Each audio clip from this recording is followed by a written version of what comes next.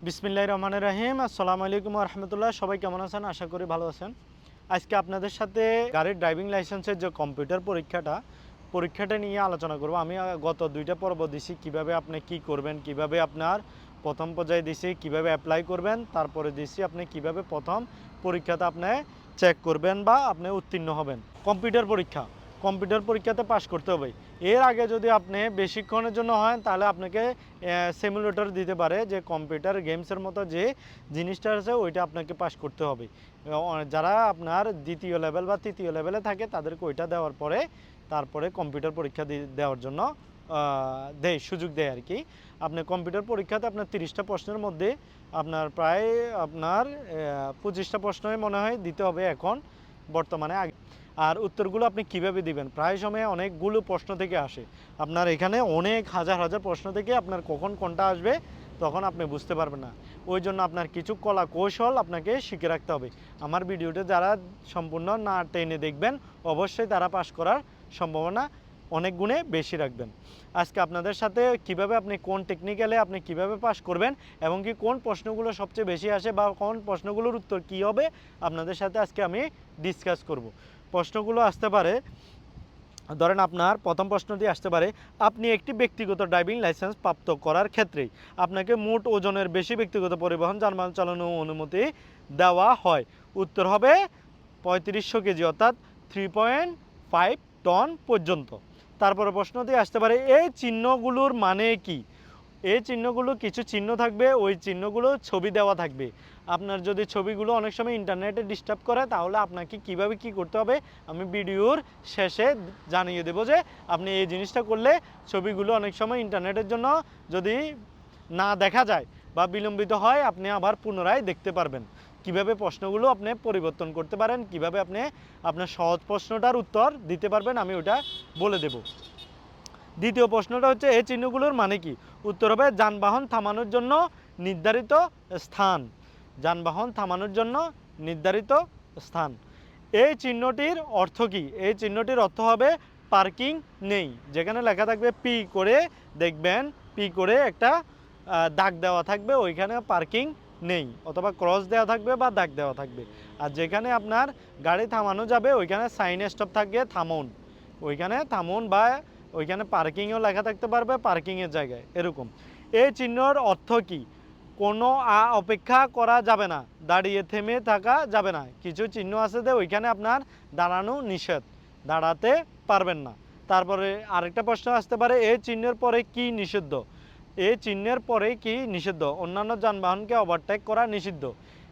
একটা চিহ্ন থাকবে, এই চিহ্নটা এটার পরে আপনার ওভারটেক করা নিষিদ্ধ, এখানে ওভারটেকিং নিষিদ্ধ করা হয়েছে।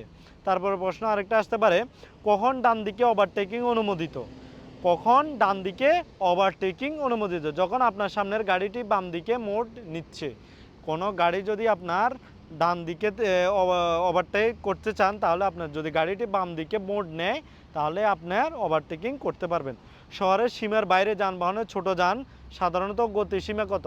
শহরের বাইরে অর্থাৎ গ্রাম অঞ্চলে যদি আপনার ছোট যানবাহনের গতিসীমা কত হবে? সর্বোচ্চ হবে 120 কিলোমিটার।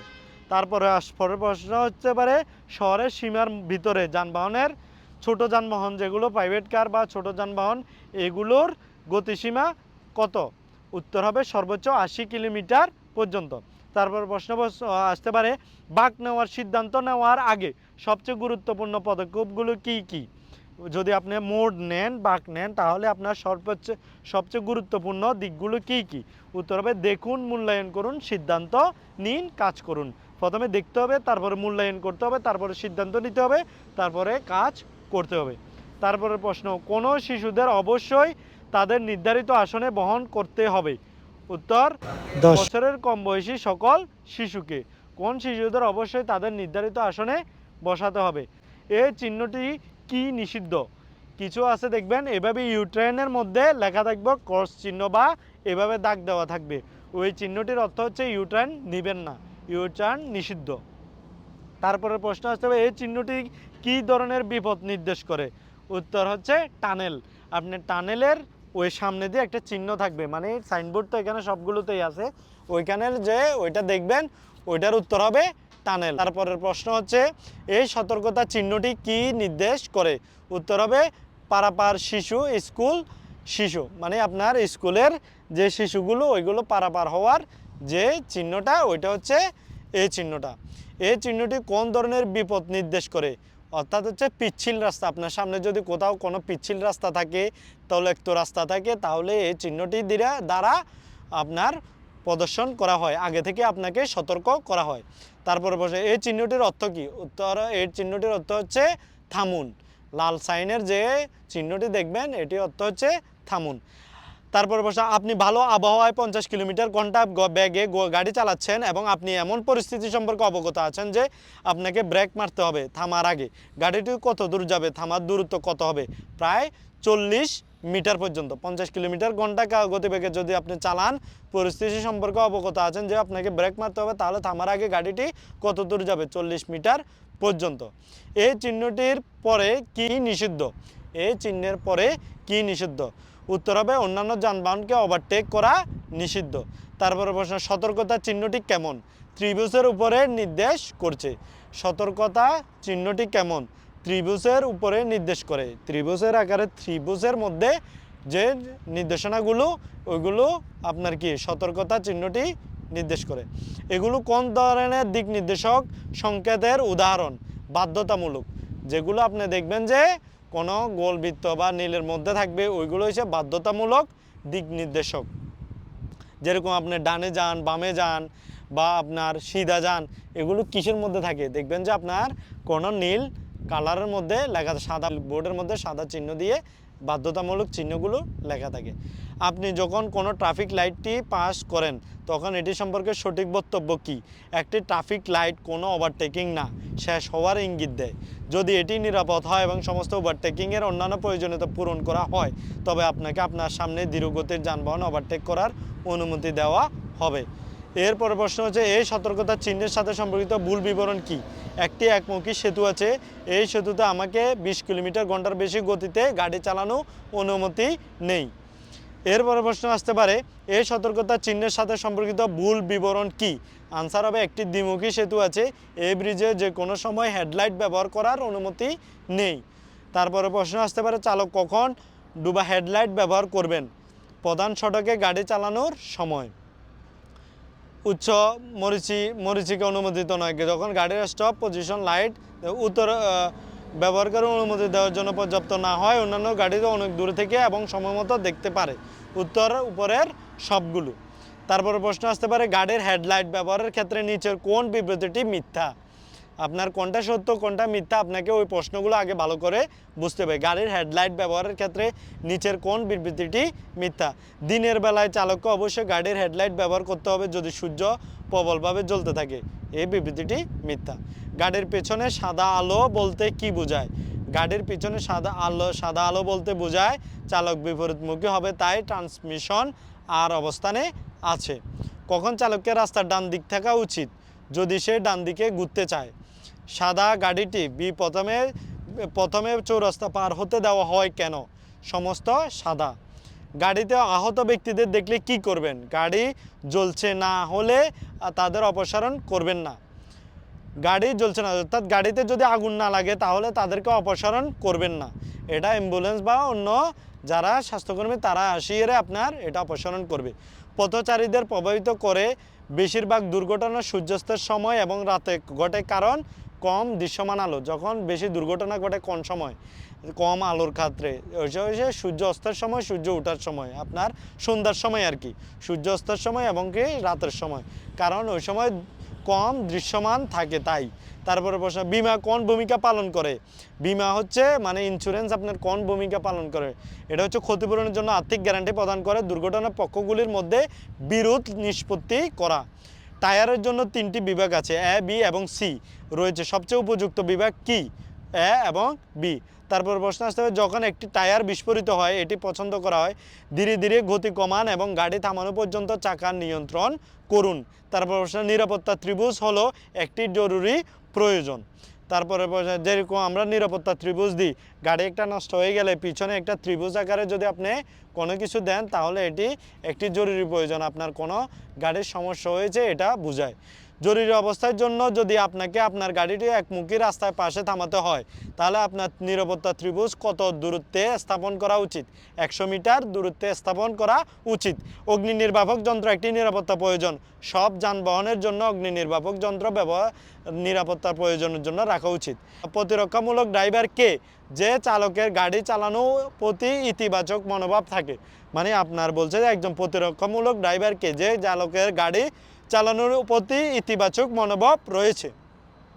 প্রতিবন্ধীদের জন্য নির্দিষ্ট জায়গায় পার্কিং হলো নিষিদ্ধ। আপনার যেগুলো প্রতিবন্ধী আছে তাদের জন্য ওই নির্দিষ্ট আপনার যে জায়গা আছে ওইখানে আপনার পার্কিং করা নিষিদ্ধ। ওইখানে আপনার খালি থাকলেও আপনি পার্কিং করবেন না।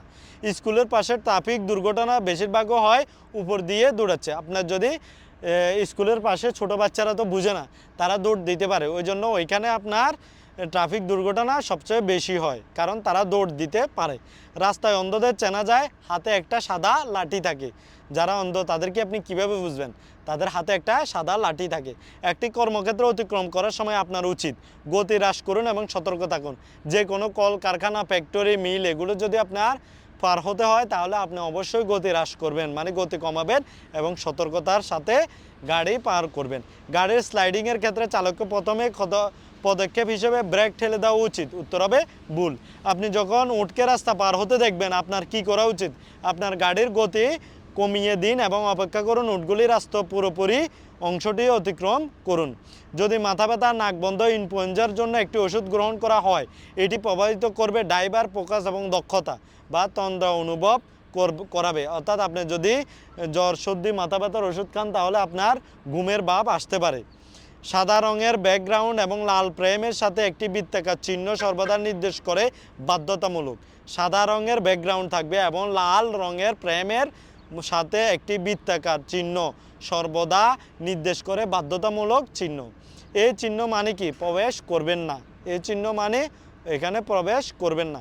রাস্তায় যানবাহন চালানো কঠোরভাবে নিষিদ্ধ ছাড়া, ড্রাইভিং লাইসেন্স ছাড়া রাস্তায় যানবাহন চালানো কঠোরভাবে নিষিদ্ধ। আপনার ড্রাইভিং লাইসেন্স পাওয়া মানে কি? ট্রাফিক নিয়ম কানুন মেনে চলার দায়িত্ব গ্রহণ করা। আপনি লাইসেন্স পাইছেন তার মানে কি আপনি উড়াডুরা গাড়ি চালাবেন না? আপনার ওইটা ট্রাফিক নিয়ম কানুন মেনে চলে দায়িত্ব গ্রহণ করা। ভিজিট ভিসায় আসা লোকেরা সৌদি আরবে কিভাবে গাড়ি চালাতে পারে? একটি আন্তর্জাতিক ড্রাইভিং লাইসেন্সের মাধ্যমে সে গাড়ি চালাতে পারে। সমস্ত পরিস্থিতিতে কি গতিসীমা মেনে চলতে হবে?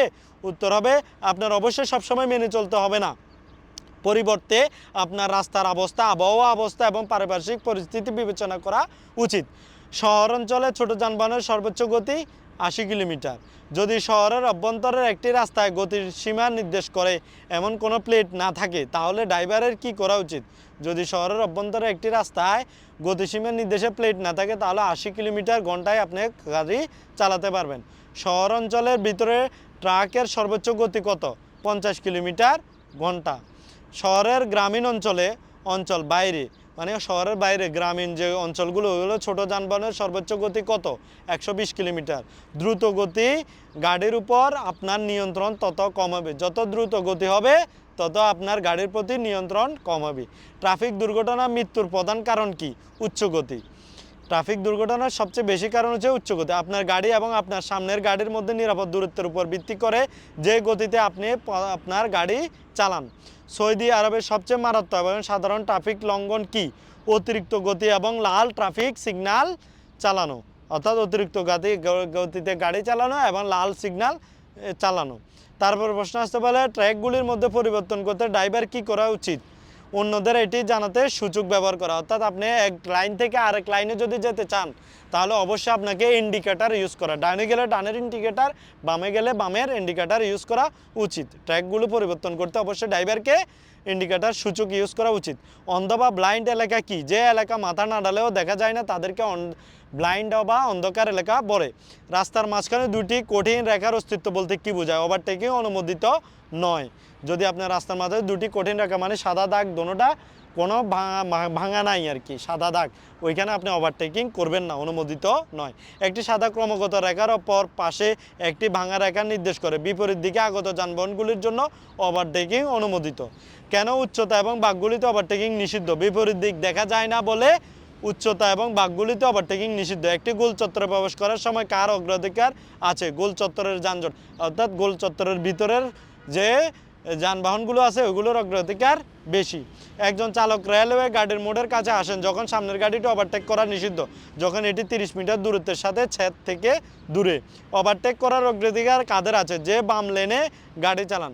অগ্রাধিকার কাদের আছে? ওভারটেক করার অগ্রাধিকার কাদের আছে? যে বাম লেনে গাড়ি চালান তার ওভারটেকিংয়ের করার আছে। মানে আপনি ডান মাঝখানে চালাইতেছেন, আপনাকে ওভারটেকিং কে করবে? যে বামে আছে, স্পিড গতি বেশি গতিতে যাচ্ছে, সে আপনাকে ওভারটেকিং করতে পারবে।